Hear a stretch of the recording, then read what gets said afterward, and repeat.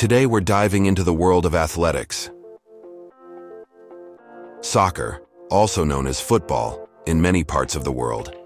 Two teams of 11 players battle it out to score the most goals by kicking a ball into the opponent's net. Hands are off limits except for the goalkeeper. Fouls are called for violations and free kicks are awarded for serious breaches. There's offside, a rule that prevents attackers from gaining an unfair advantage. Games are divided into halves, and the team with the most goals at the end wins. Basketball. Two teams of 5 players compete on a court with hoops at either end. The objective is to shoot the ball through the hoop for points. Dribble the ball to move around, but avoid traveling, taking too many steps without dribbling. Passing is key to setting up scoring opportunities.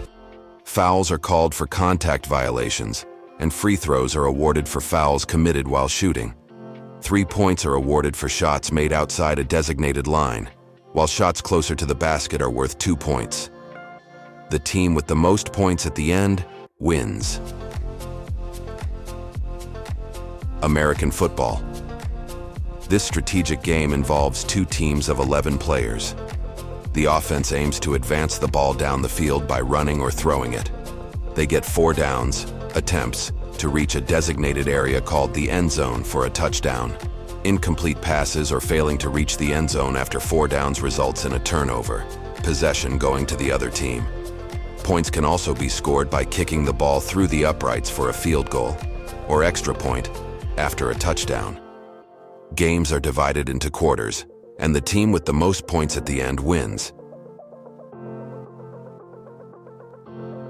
Baseball is a bat and ball game between 2 teams of 9 players each. The pitcher throws a ball towards the batter, who tries to hit it. If the batter hits the ball and runs around the bases before it's fielded, they score a run.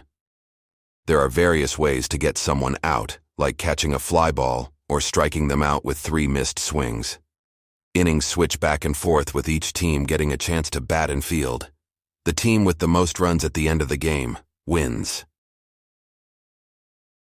Tennis features 2 players or 2 teams, facing off on a court divided by a net. Players use rackets to hit a hollow rubber ball over the net. Points are scored when your opponent fails to return the ball in play.